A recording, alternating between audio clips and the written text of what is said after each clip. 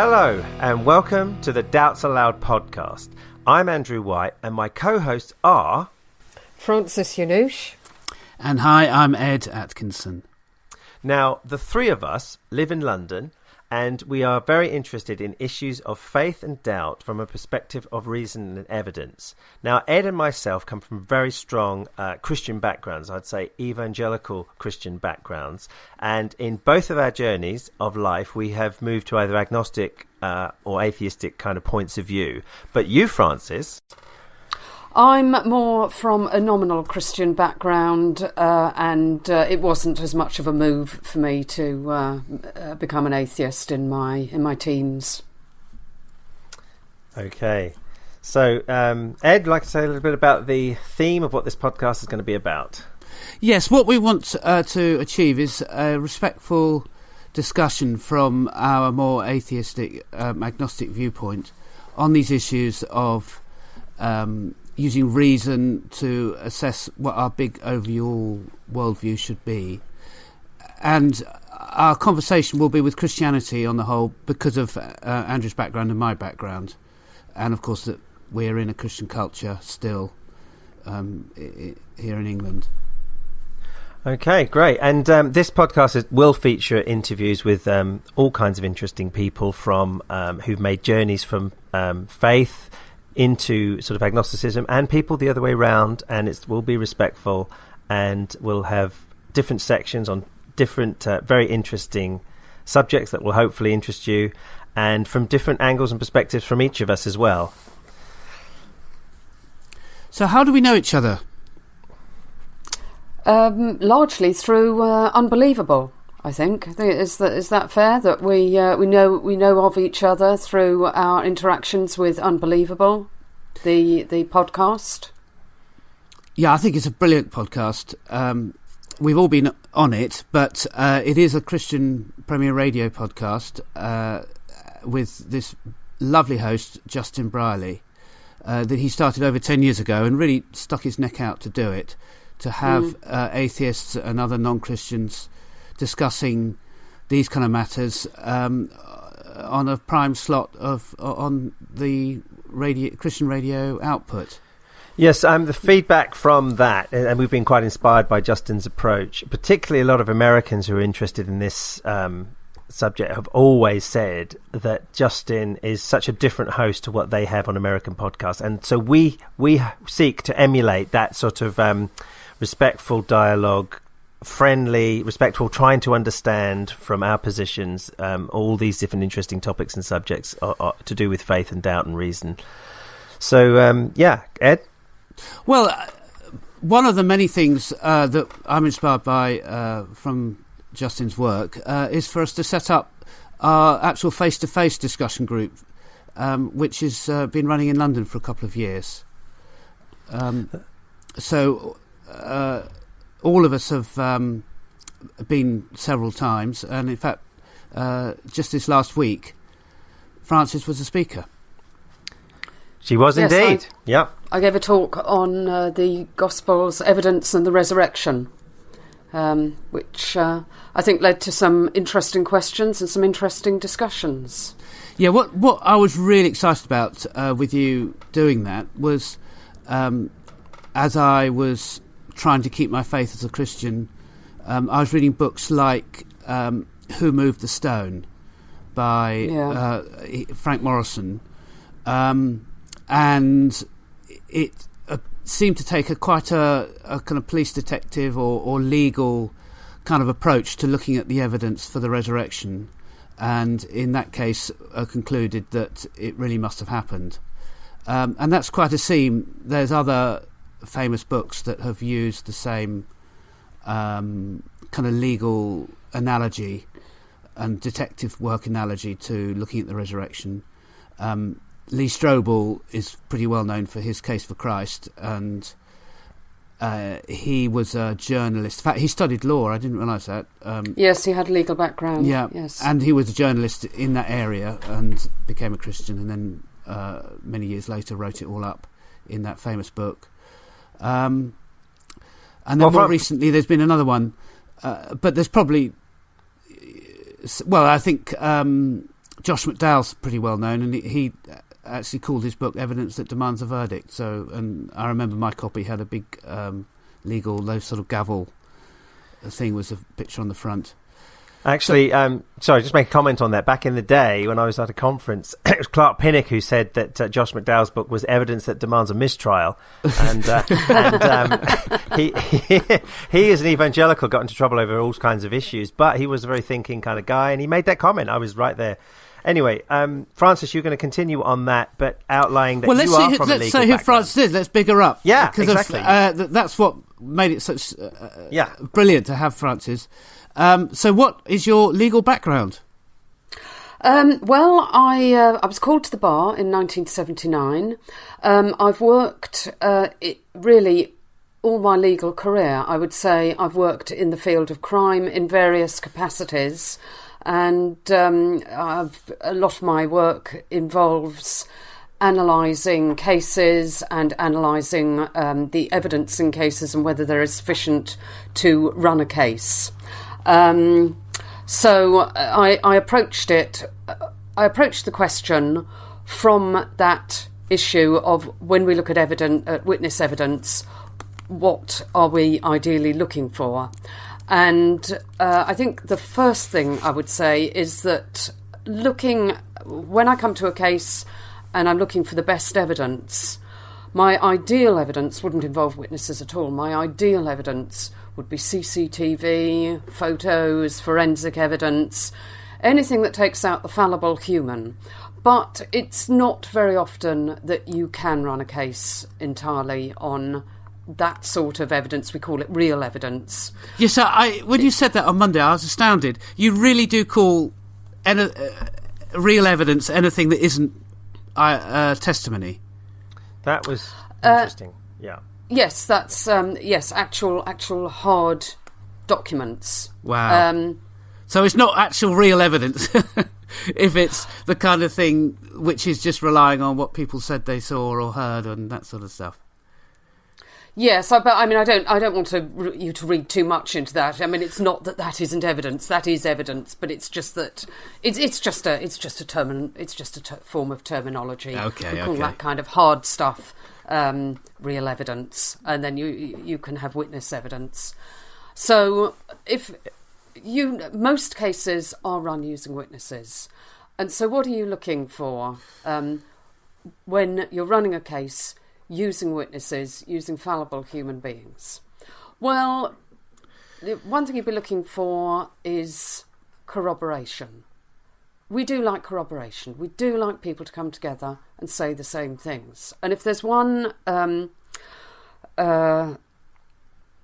trope, I think it's called, that I would like to knock on the head, it's the claim that I come across all the time in apologetics, where people will say, when witnesses all agree, that worries police or lawyers. And this is said in the context of the discrepancies in the gospel accounts. And very often what you'll get coming back from apologists is, oh, but if you were looking at this as a lawyer or as an investigating officer, that wouldn't worry you at all, because actually what worries police and lawyers is when everybody agrees. Yeah. Well, have you come across that, Andrew? Of apologists saying that? Yeah, I mean, there's two different things, isn't there, on that? But I mean, I was just before I say that, I was going to go back to just slightly the issue that you were saying, Francis. It is interesting that in apologetics, there's a big push at the moment for the eyewitness testimony. Richard Balcomb's book, Jesus and the Eyewitnesses. It's so much like hangs on. Oh, what if we've got to get the Gospels as early as possible? Or there's a feeling that that's the case, and it's eyewitness. As long as we can get eyewitness, we're there. It is strange that actually, if you had just eyewitnesses, you would have issues. Isn't that right? Yes, eyewitnesses are not your perfect form of evidence, because people are so fallible and memories are fallible. I'd much rather play a CCTV than call a witness. When you see you've got a CCTV of the incident, then you consider yourself home and dry. Yeah, that's interesting. Very interesting. Okay, Ed, your thoughts on that? I'm eager to hear more, but I just suddenly thought we've been using this word apologist and for us, we're so used to all this, we know exactly what we mean. But it's probably worth just very quickly explaining what we're on about. It means apologising for your Christian faith, because it's really... No, it doesn't. But it's interesting, isn't it, how it's called apologist? And, of course, it does for the people that don't know. It's an interesting concept. So, Francis, do you want to outline what apologist? Well, an apology is, strictly speaking, it's a defence. So I think is St Augustine who wrote Apologia pro vita sua, an apology for his life. It didn't mean... Well said. That he was saying sorry about his life. It actually meant he was defending his life. So apologetics is the defence of a particular point of view. It doesn't have to be Christian. You can be an apologist for, the apartheid regime in South Africa. Anything that you defend, any point of view that you defend, you are indulging in apologetics. Yeah. But it's not a negative thing necessarily at all. No, not at all. No, not at all. I mean, I chose that example just because it was one that I remember that would crop up in the 70s. But no, apologetics is not bad. There's nothing bad about being an apologist for a particular movement. What's good or bad is how good your arguments are and how worthwhile it is to defend whatever it is you're trying to defend. Yes, yeah. That's just the same with biblical criticism, which sounds negative, doesn't it? I'm a biblical critic. Yes. What? Yeah. But it's actually just looking at things closely and in context, And for people like us, apologetics is just the kind of Christian we want, because they are coming onto the kind of territory that we think is really important for working out how the world is.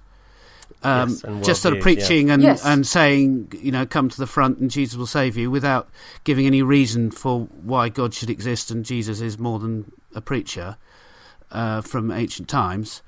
So that's the kind of thing that we don't find helpful. But what we do find helpful is someone saying, this is why I think God exists. These are the reasons. This is why I think Jesus was more than just a preacher. Here are the reasons. That is apologetics, and we absolutely celebrate that. Yes, you cannot have a conversation with someone who isn't putting forward any reasons. Well, you can, but it's it's a different kind of conversation. Okay, fair enough. Fair point. Yeah. Anyway, sorry, that massive diversion. I'll leave you, Francis, to rescue where we got to. Okay, so I was going to say, in over 30 years of being in the law, I've never come across an actual case where lawyers have said that it's a good thing where witnesses disagree. Where witnesses disagree, the reaction of a lawyer will tend to be, I think, if you weren't having being told this by apologists, their reaction tends to be, oh, well, that's a bit awkward, isn't it? Let's see if we can get round that. Let's see if we can overcome that problem. Now, the problems can be overcome. It's not fatal to the case that witnesses disagree, but believe me, nobody thinks it's an advantage. I have never seen any lawyer punching the air and saying, yay, all my witnesses disagree, I'm on a home run.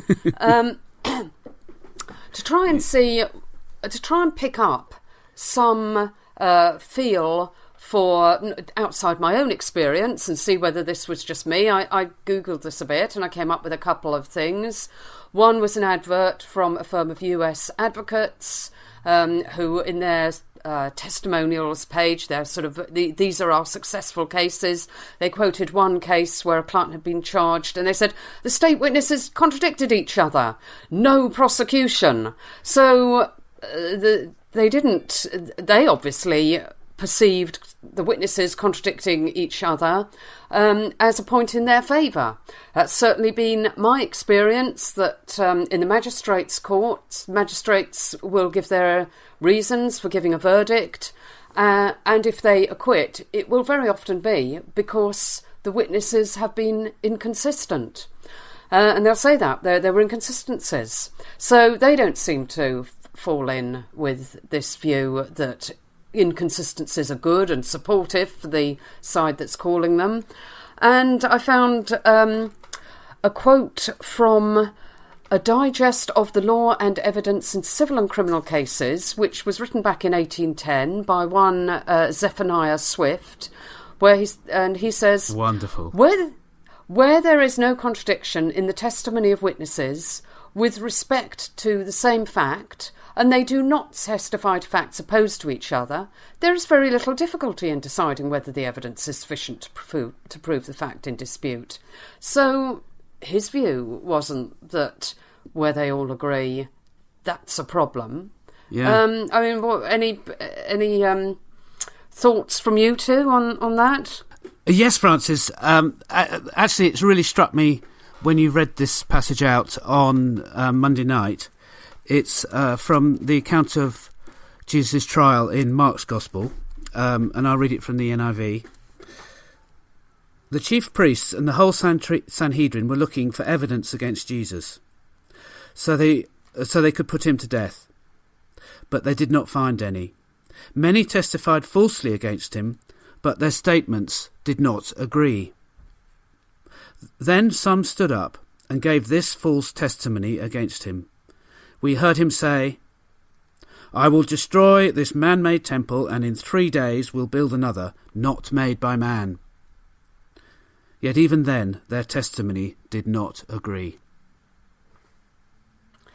Yes, so you have there an example of one of the gospel writers whose attitude towards discrepancies in accounts was that it rubbished the accounts. I mean, Mark here is clearly saying, well, it all went pear-shaped for them, didn't it? I mean, that was clearly not a good and truthful basis to bring against him. I mean, you could see that they were the prosecution against Jesus was completely wrong and unfair because they all disagreed. The implication is very clearly that truthful witnesses would not disagree. So what you're saying, Francis, is that the actual Gospels themselves, between them, when you actually line them up, are doing exactly what Mark was saying. Absolutely, in a nutshell. Even yes. though Mark didn't know necessarily he was being copied and themed and all the rest of it with the others, when we see them later down in church history, we see exactly his criticism. Absolutely, yes. So what happens when we actually look at these discrepancies, or differences in testimony, I should say, between the four Gospels? Well, you, Ed, and Andrew are better at doing the fine picking apart of this. I have more of an overview that I'm aware that there are inconsistencies. And I don't know if that's something we'll be dealing with more specific cases, or if you want to take up more specific cases. One of the things that I always remember as an inconsistency is one of the gospel writers who says Jesus goes in riding on 2 donkeys. And I think that's quite instructive because that... am I right in thinking that's Matthew? Am I right? Yes, is that Matthew? Yeah. Oh, yeah. Good. Yes. And that's quite instructive because it's an indication... Well, his reason for doing that is to make it fit with what he thought was a prophecy from the Old Testament. Yes, that's right. So his account was led by his preconception of what ought to happen rather than what did happen. Yes. And we know that he was copying from Mark, who only had one animal that Jesus was on. That's right. But the passage in the Old Testament he was saying, he was using as a prophecy, was written in poetry. And Hebrew poetry has this sort of repetition way of writing things. So it said Jesus or your Messiah will come to you riding on a donkey, low on the colt of a donkey. Which, that's right. If you understand poetry of that genre, you'd say, okay, that's just saying it's a donkey. Whereas Matthew didn't seem to be clued up on this and thought he had to make it literally the case that it was both a donkey and a colt. So he put both animals in his story. There's a number of famous differences obviously, that people know about if they're into this sort of subject, with all the differences with the women at the tomb and how many angels there were, assuming angels exist. And but the distinct one that I tended to really think was quite something was the way Luke seems to change the direction of where they're going, which is to head everything to Jerusalem. And in Mark and Matthew, it's like he told you back in Galilee, sorry, you're going to go ahead and go to Galilee. And in Luke, it's something like, don't you remember when he was in Galilee, he told you. So he actually used the same word Galilee, but totally changed the direction of where they were heading. I can't remember the verse offhand, but it's a very, very interesting one that's significantly different in theme to the others.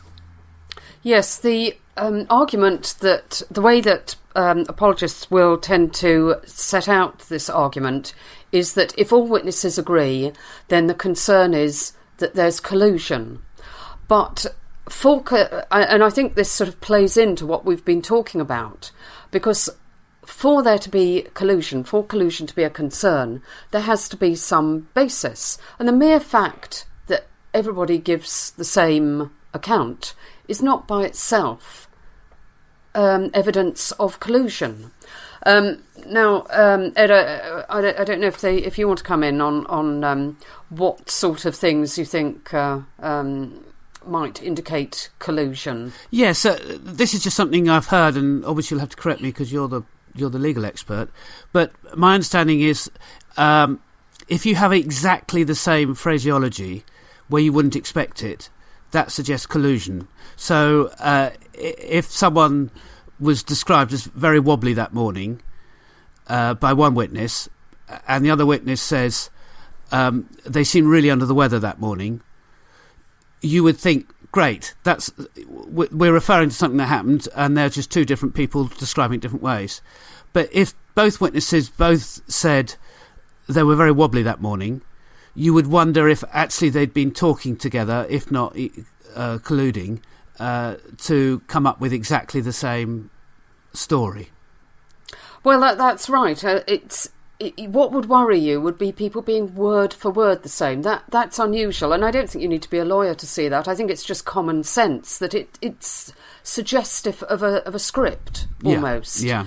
But it's particularly interesting in the area we've just been talking about, which is, where do we find a lot of things word for word the same? Well, between the Gospels. So there is actually evidence of collusion in the Gospels, because the later Gospel writers, well, certainly in the Synoptic Gospels, were using Mark.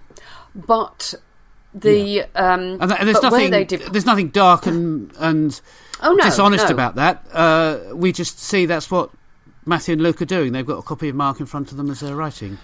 In an exam context today, that would be completely ruled out. They have software to detect that sort of thing, but that's today's culture, isn't it? Well, I suppose what I would say is that there's nothing wrong with it, but the only thing is, it as corroborative evidence, which in a legal context you'd be looking for, to be corroborative, it has to be independent. And if you know that somebody has read a previous witness's account already, then that completely undermines the strength of their corroboration. So to the extent all the Gospels agree, that's not good evidence of their reliability.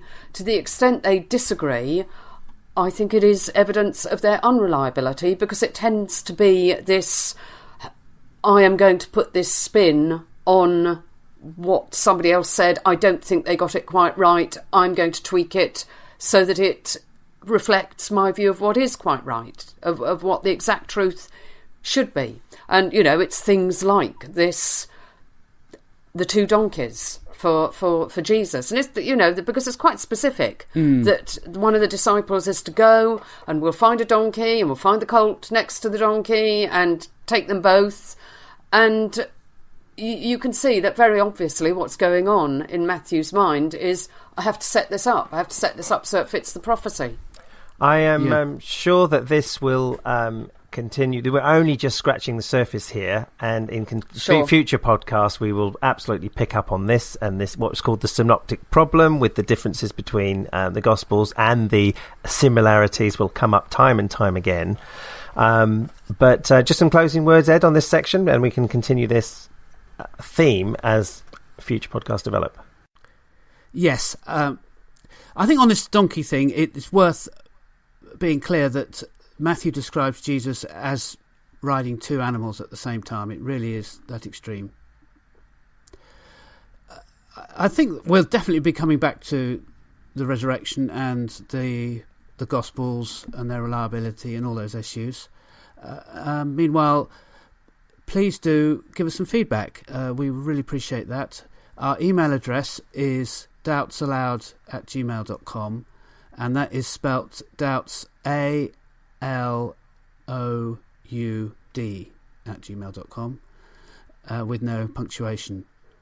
There is a Facebook page, Andrew. There is indeed, and it's in theme with the title of this podcast and the email address. It is Doubts Aloud. Now, this is a place, as this podcast grows and develops and spreads around the world, you can get to interact with us and bring up subjects that come up in this podcast, and engage in a forum sort of setting in which Ed will participate, in which Francis will participate, and which I will participate. And you can sort of engage with the hosts of this show. Now, coming up, we have our interview section. And for this very first podcast, that interview is going to be none other than me.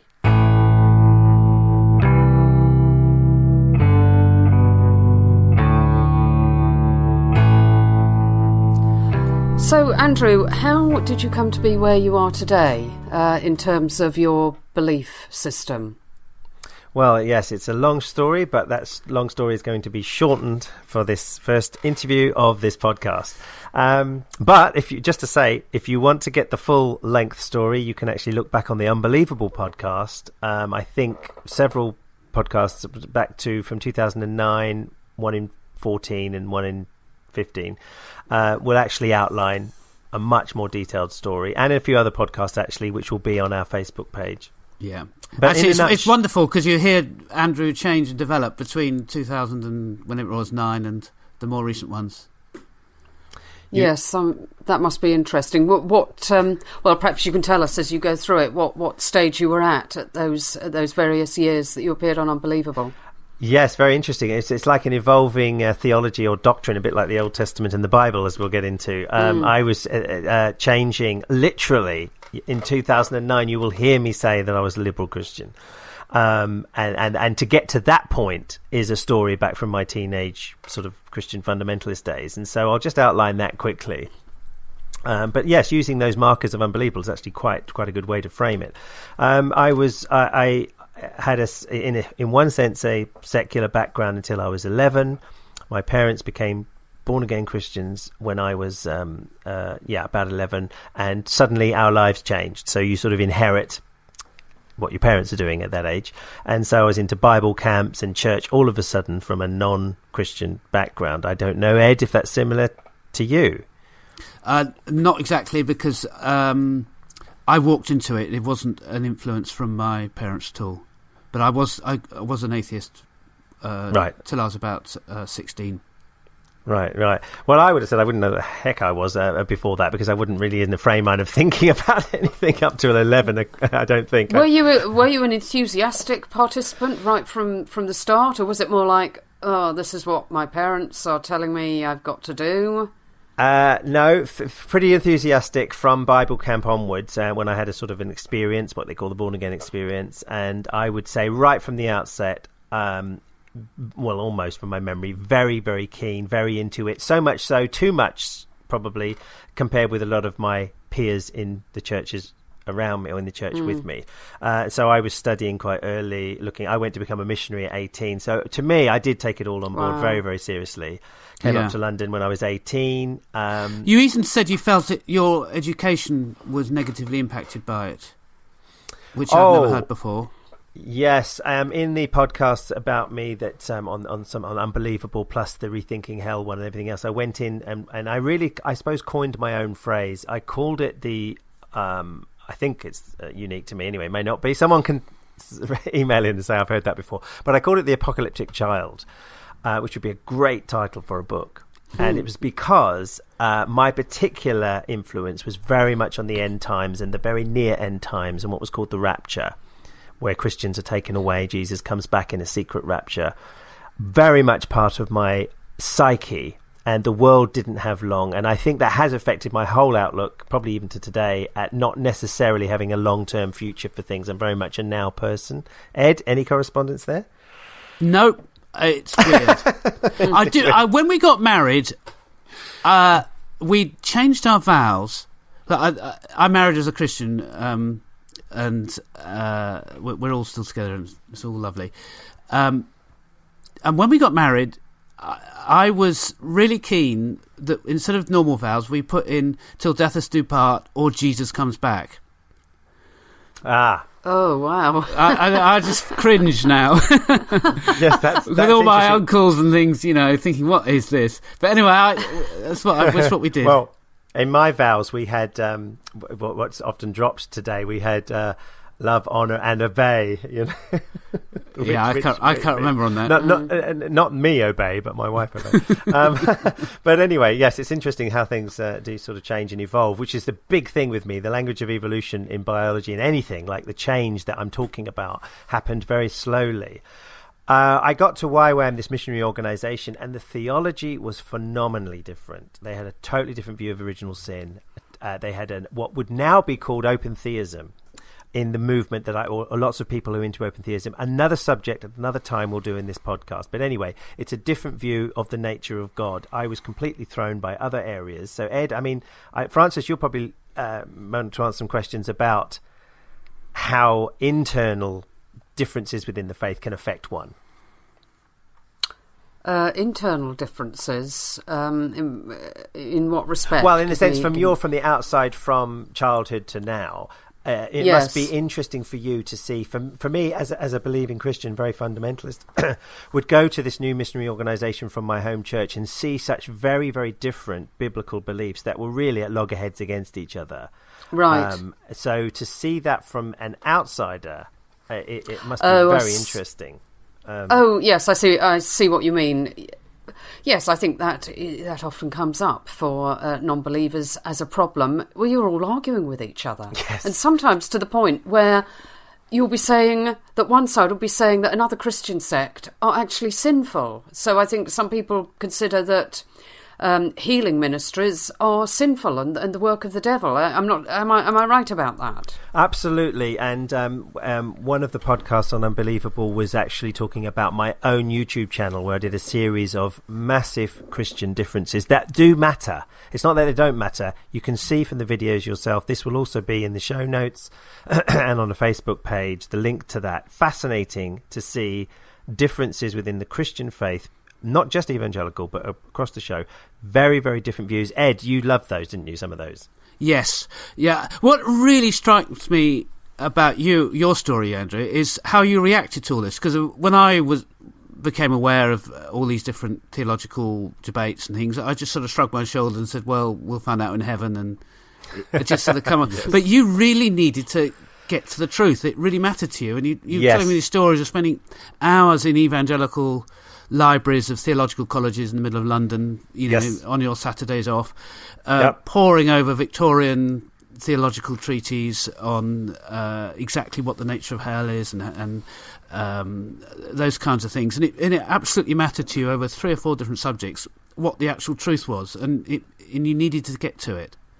Yes, I suppose in essence, the way differences of the faith have affected me is probably strikingly unique compared with the massive response I hear about that. It's like, oh, well, we're all different. And that's fine on a human level. We are all different and get it wrong. But for me, it always engaged with, I suppose, that more evangelical view that the Bible is the word of God. God has spoken to us. He has said it's the word of God, all this stuff. We'll get into that more in later podcasts. But when I saw these differences of people who are in so-called relationship with Jesus, saying that Jesus is basically, in essence, when you strip it all away, saying something very different from the person down the road, it really would think to me, as I said it on the podcast, will the real Jesus please stand up? And that was the essence of my ultimately cracking of faith.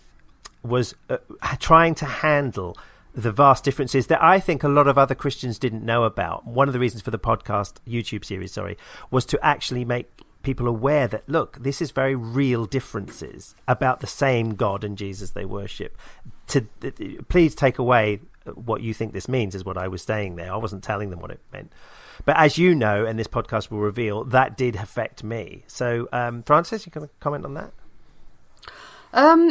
Well, I can understand why that would affect you. I haven't. I'm sure I don't have the same level of understanding that you do about the differences, but certainly from the outside, it does seem extraordinary that God, if he is all-knowing, all-powerful, can't manage a better communication strategy than this. I mean, if I were in charge of communicating a message within my organisation, and I sent it out, and Fred thought it meant X, and Gretel thought it meant Y, and Simon thought it meant P, I would be told, well, you've got to do something better. This is not good enough. It's you're failing. It's not. You can't blame the recipients of the message. It's the person who sends out the message who needs to write not only so that it may be understood, but so that it must be understood. You've got to make yourself clear. And why is God not making himself clear? Yes, that will be tapped in totally, Francis, in later things that Ed will talk about. I will talk about. Well, I think people would say, Christians would say, well, it's sin. God is clear, and it's our sinfulness that's stopped us being able to see it, or our rebellion. Yeah. But you would think if God actually wanted to communicate the message, and knowing that humankind was sinful, he would adapt his message so as to get round the sin barrier. I mean, we all have barriers in communication, but generally, if our job is to communicate, we manage them. Which actually, Francis, in the evangelical mind did happen, because at least God was able to completely, in their mind, give you a totally accurate, inerrant word of God written by human beings, and then appears to have dropped the ball and let human beings scramble over trying to understand it. So that's the way I saw it. It was like, if you can get human beings to write a totally inerrant text, why can't you get human beings to all actually understand it in the same way? Well, why let sin come in at that point, but not in the writing of it? Well, that's another question. Some people think sin did come in the writing of it. Another day. Anyway, Ed, more comments on that? And before I just outline, just to end this journey in a short way. Well, just talk us through the kind of breaking point. So you were more and more still believing that there's a God in a kind of evangelical kind of way, like I was. And then digging deeper, and then something, maybe did it flip or something? You said, oh, hang on a minute, maybe. What was the story there? There's a cracking point over the Bible at one point, but I would just say that, I think that slowly, to me, it was a slow progression. I would have said I was a fundamentalist teenager. I was a fundamentalist teenager. That's like a great title, isn't it? And then I was an evangelical and joining the rest of them, and sort of which I considered more thinking. Then a progressive evangelical, slightly thinking wider. I had moved so many times in so many areas, which is outlined on the Unbelievable podcast, and it was just too much. It wasn't just that, it was experience. It was experience in the real world with real people over 30 years. For me, the experience was, I don't see much change in Christian lives. I see the same problems, if you like, in Christian lives still over all these years when people are praying as people who are not, and who are not Christian. I saw the same level of blessing, so-called same level of problems. It didn't seem to be an obvious thing to me that, oh, here is the source of life, here is the source of problems. It seems to be across the board in the same way. So that was one side, but all this archaeological science issues all came to the flow. And I suppose the big one for me was another podcast, and I'll say this over and over again, another podcast will do this, was the end times, to do with Jesus saying this generation shall not pass away, and that kind of thing. I finally got to the conclusion that the best sense of the text was that the authors or Jesus himself was actually wrong. That was so hard to accept. I went down with that view fighting against it, but it was the obvious conclusion, something that secular critics had seen or progressive critics had seen a long time ago. I never saw it.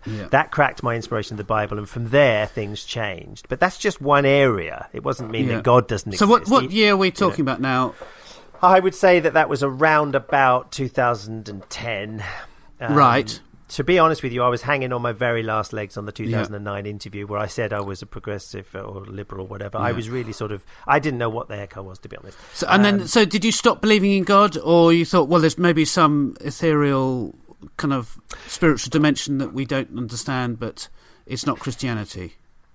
Yes, that's right. I it could be either. I tend to. If you ever want to read a guy that's very interesting like this, is Francis Schaeffer, the famous evangelical son.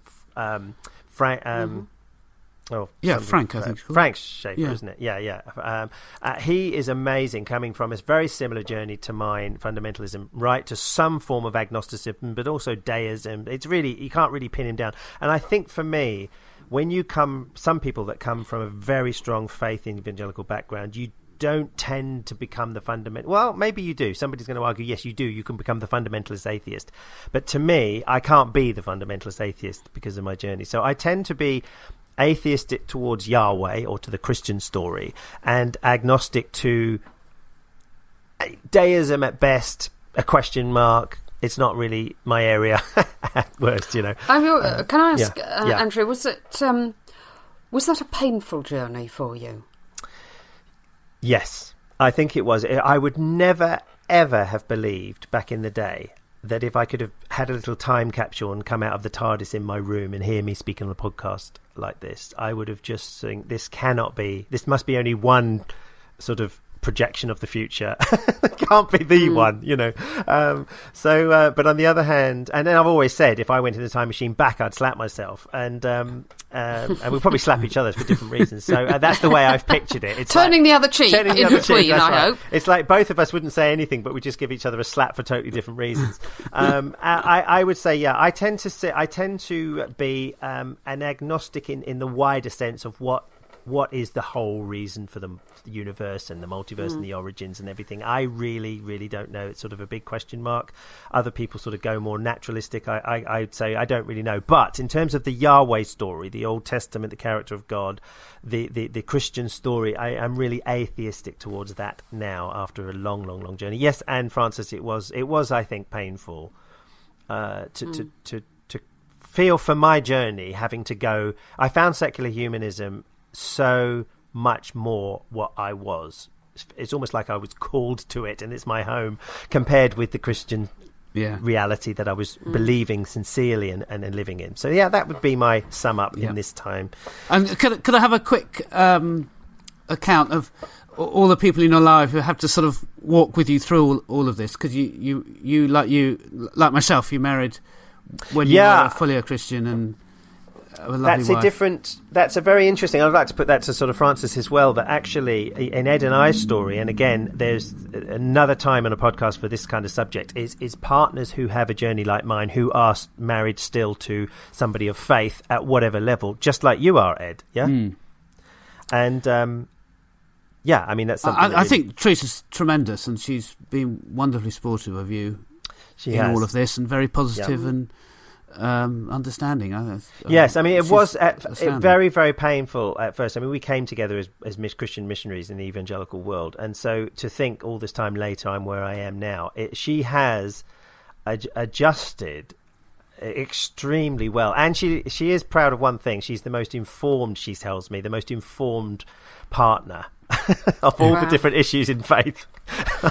Yes, it must be tremendously difficult for the partner who is having to deal with the change. Yes. Because they didn't sign up for that, did they? Absolutely spot on. And you have to readjust. I suppose because we were core friends anyway, that in terms of that area, it took some understanding. But I think that with her, she's seen other people like Ed, so many other people's stories, so many other friends of ours who actually, to be honest, are where I am for different reasons, that it's not like... She's not seen it as personal. She's seen it, look, some people this happens to, and I realise it. And she has adjusted amazingly. And you, Frances, you'd have to do the same thing. What if you became a Christian? How would your husband feel? Oh yes, how would my husband and my kids deal with it? I can't imagine. I really can't imagine. I would have to be honest and say that is one of the things one of the reasons why I really would not want Christianity to be true, because it would just make life so difficult. I mean, I've got to be completely honest about that my immediate thought is, make life so difficult. Or perhaps it's not so much that I don't want it to be true, it's more that from my perspective now, I think that if I came to believe it to be true, I can see all these problems that it would cause. And because I don't think it's true, I think, oh well, I wouldn't want to fall into believing it was true because it would make my life so problematic. So, I mean, I think, perhaps to say I don't want it to be true doesn't quite reflect the situation. It's more that I can see that life would be very difficult if I came to believe it was true. Yeah. Okay. Yeah. Well, Ed, if you'd like to just round up this section. Certainly. I thought that was tremendous, Andrew, and thank you very much. And I know there's all sorts of aspects of your life with, your professional life and the fostering you do and all that sort of thing that will come out just naturally, I guess, as the episodes roll on. And we're sort of keen to get to know you better, as it were. Yeah, and thank vice you very much. versa. Okay, thank you, and vice versa for all the rest. So, what's our next? Well, section? you're the lead. Oh, it's me. Lead mind for the next one. We're going to do a slot every month. Is that in the Bible? And Andrew will be the host of these slots. So let's do. Is that in the Bible? That's really my Bible. Okay, so today is that in the Bible? We are going to be looking at the verse, very, very interesting verse from Exodus 22, chapter 22, verse 29 and 30. But before we go on to that, just to say, this section has been inspired by two things. One, when I was at Bible college, I didn't mention that in my interview, but I was at Bible college. And I was completely and utterly blown away by what was actually in the Bible when I was having to read it in detail and read about it. So that was one thing. And another is inspired by another podcast by Bob Price, and it was called Is That in the Bible? So both together we get this section, and I think it's going to be fascinating and interesting. So Ed, can you read out that verse? Certainly. Exodus 22:29. Do not hold back offerings from your granaries or vats. You must give me the firstborn of your sons. Do the same with your cattle and your sheep. Let them stay with their mothers for 7 days, but give them to me on the 8th day.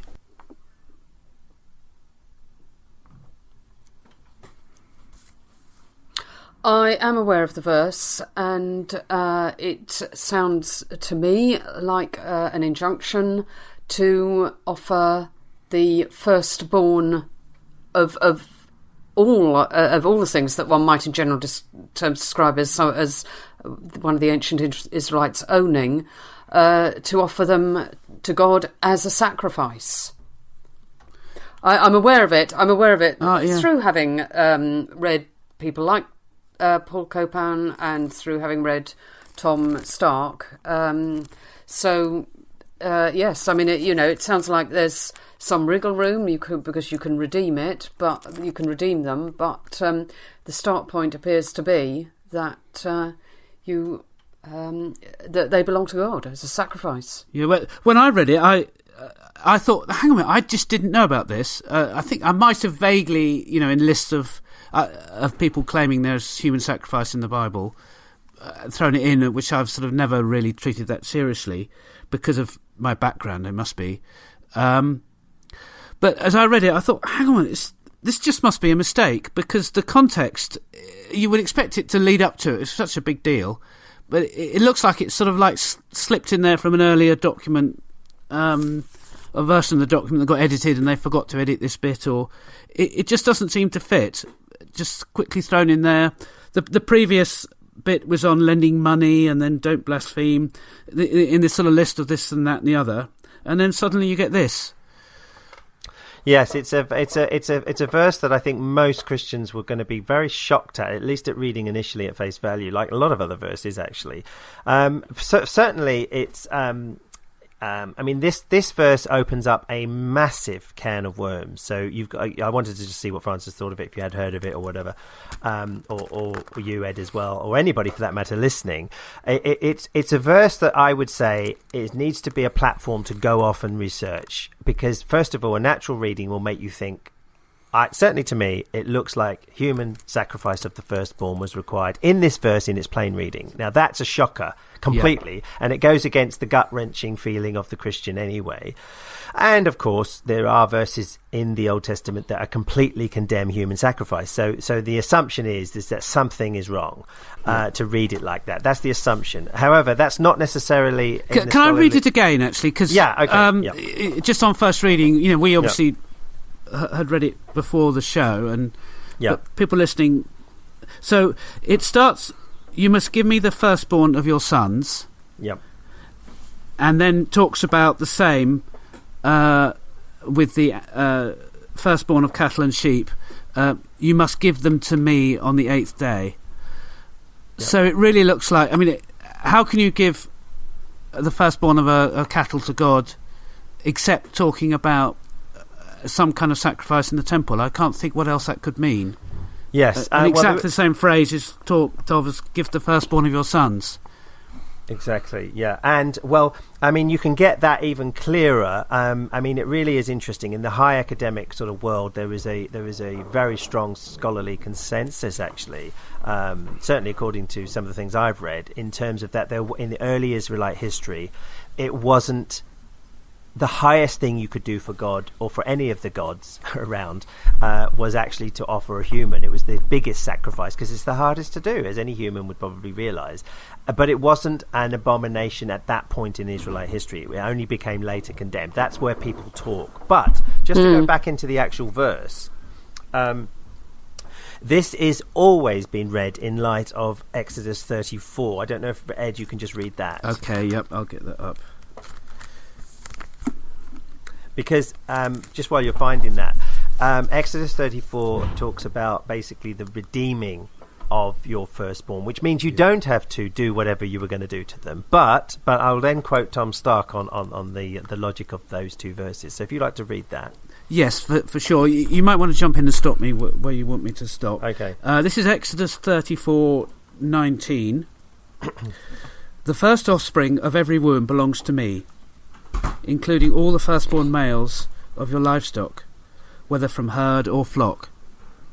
Redeem the firstborn donkey with a lamb, but if you do not redeem it, break its neck.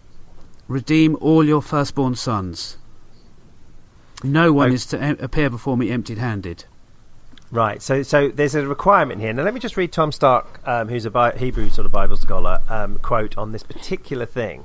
He's going, because some people say straight away, look, you've got the requirement of offering the firstborn, and the implication is there's no distinction. I was looking up on some Jewish commentaries, actually. There is no distinction between the animal and the human here in the first verse we quoted.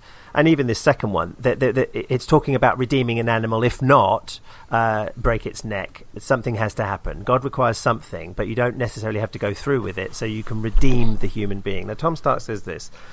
First, the logic of requirement of the firstborn is not repudiated in 34:20, which is what you just read, Ed. Yahweh still demands the blood of the firstborn, but is willing to accept an animal substitution as satiation.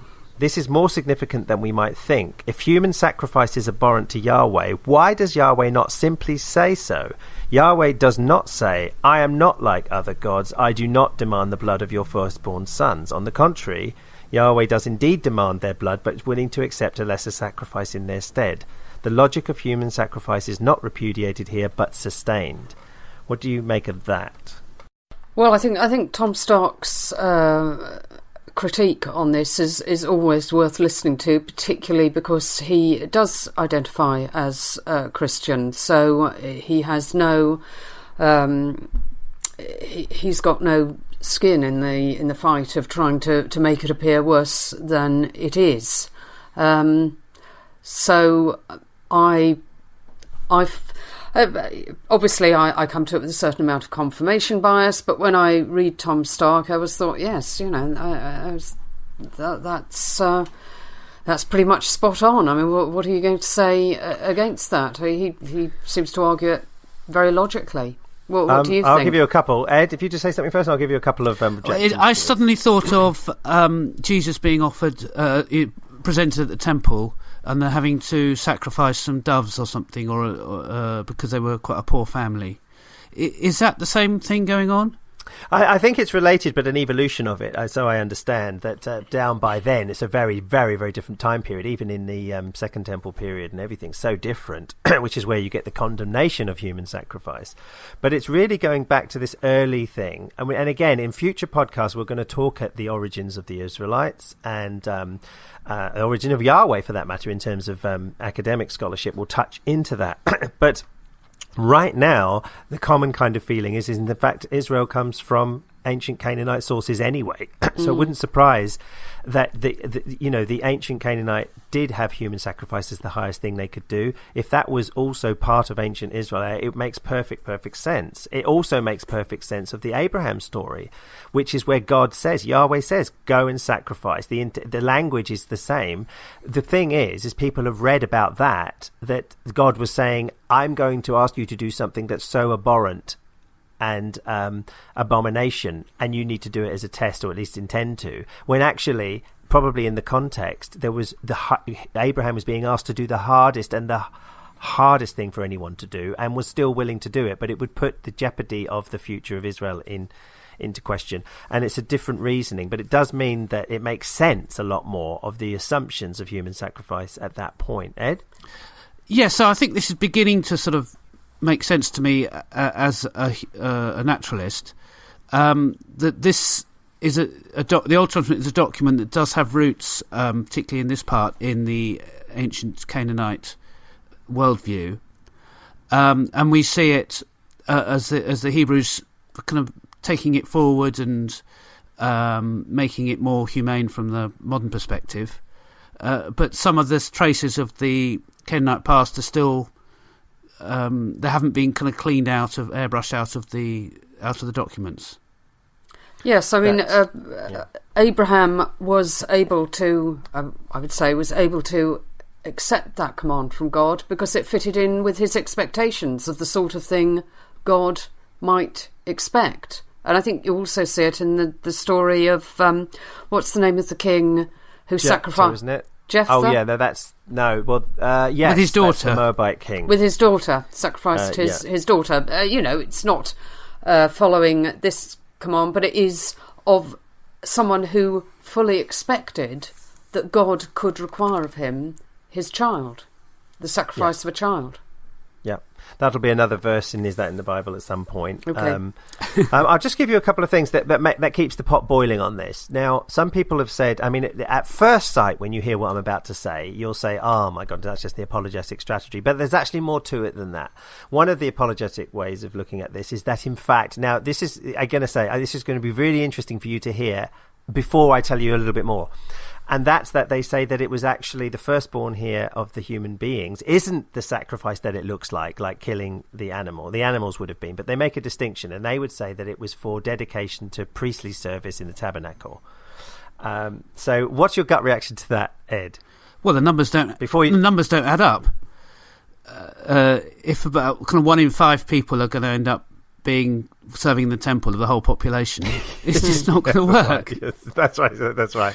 I mean, it makes more sense on the other way that if it is actually human physical sacrifice, the reason you would want a law or Yahweh saying that you should redeem that is because, just like the animals, like it says, if you don't, like the ox might be incredibly useful to the society, so you'll redeem it by breaking the neck of something else. It just seems to be a way out, so you don't actually deplete your valued, useful, whatever, or highest valued or useful things. There's some Tom Stark goes into that sort of thing, which makes a lot of sense. But there is an interesting verse, and just to read that out, and this we can sort of end this on this, but just to sort of keep the pot boiling on this, and I've got it here, and it's in Numbers, and it goes, and this is what people try to tie into it. Now, I think it's sort of like a later development, and it's from the book of Numbers, and it goes like this. Bring the tribe of Levi near and set them before Aaron the priest, that they may serve him. They shall perform the duties for him for the whole congregation before the tent of meeting, to do services of the tabernacle. They shall also keep all the furnishings of the tent of meeting, along with the duties of the sons of Israel. You shall thus give the Levites to Aaron and his sons. They are wholly given to him from among the sons of Israel. Now, there's another passage that says something like, you used to give the firstborn of your sons or something, and now you're going to take the tribes of Levi and instead. So this passage implies at this stage, whenever this fits in, is that there is this concept of the same language of giving to the Lord. It's all tied up interestingly with the firstborn and everything else. And I don't know quite yet myself where this is going to fit in, whether this is a development or a change or a twist in the plot. But it is interesting. Some of the language is very similar. So I just thought I'd throw that out. Yeah. Yeah, good. I mean, I suppose, well, I don't know whether you want me to chip in at this point, but... Yes, do. I can't read the ancient Hebrew that this would be written in, but looking at the translation, verse 29, the firstborn of thy sons shalt thou give to me, and it goes on, likewise shalt thou do with thine oxen. Well, if this is about temple service, I mean, are the oxen supposed to do temple service? How would that work? Yes. Well, there's a church down the road. No. You're right. The obvious thing is that, how many sort of oxen and things are going to be doing dedicated in the temple, in the tabernacle. And like Ed said, how could you picture this? Something else is going on. And it could be a development. It could be just another form of a law in this Numbers 1. Obviously, you get the later text condemning human sacrifice in the Old Testament, and it's a very complex trajectory, and it all goes back to trying understanding the evolution of the Bible texts, and a lot of fundamentalist evangelicals aren't even thinking like that. So it's something we will come back to at another stage, and hopefully it might ignite anybody to go and research this and even come back to us on it. Yes. So that was the end of Is That in the Bible for this episode. Okay. So what we'll move on to next is my slot called The Climate Endnote.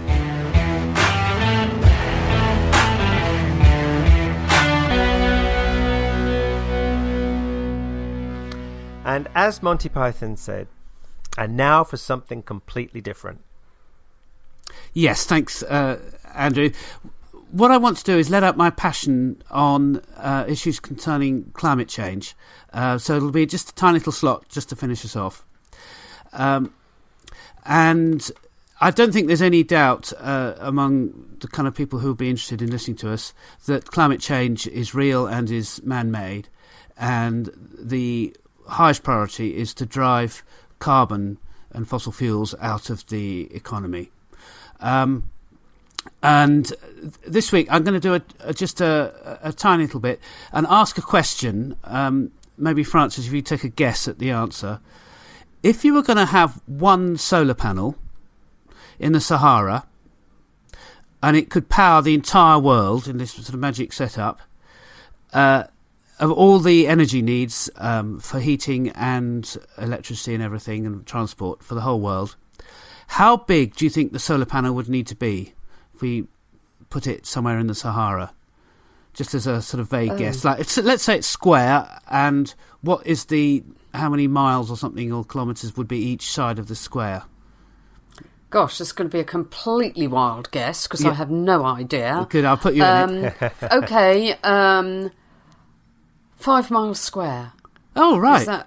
Is that a silly answer? It's lots. I was hoping you'd have to guess it bigger. It is a lot bigger than that. It's about a 20th of the size of Algeria. Oh, look, Francis, it's in the show notes. Oh, is it? No, actually, no, it's not. Okay, so it's something like 280 miles square, something like that. So it's a lot of kit, but it's not a kind of overwhelmingly difficult thing to imagine. And the message from this is that getting ourselves off carbon is technically expensive, but not technically difficult in terms of the finding a way to power the world without using fossil fuels. But of course, that's very simplistic to think of one solar panel doing it all with all the storage problems and links and massively difficult. But it's more the overall feel. And that is all I need to say just for this tiny little climate endnote. Okay, can I just have a little rider on that? I just have to say that this will come up more in further podcasts, as we've been saying all the way through, that actually the climate change issue is a interesting one in the faith world, as you know, Ed, and it will be interesting to hear some of your reflections with these little nuggets of climate change issues to do with the, say, particularly American fundamentalists and evangelicals on the whole global warming thing, and why there's such a denial by people of faith in that more fundamentalist bracket. Yes, thanks, Andrew. I'm sure we will be going there. And that completes our inaugural episode. Please do give us feedback on iTunes. Yes, and also do check us out on our Doubts Aloud Facebook and get to know us there, bring up subjects of interest that you want to. Hope you've really enjoyed this very first episode of Doubts Aloud, and that you will come back and join us for our one monthly show. We really do hope that you've enjoyed this very first episode of Doubts Aloud. This is, as I've said before, going to be a monthly podcast, and I really hope that you join us on that journey. I've been your host, Andrew White. And I'm Frances Yanush. And I'm Ed Atkinson. See you next time.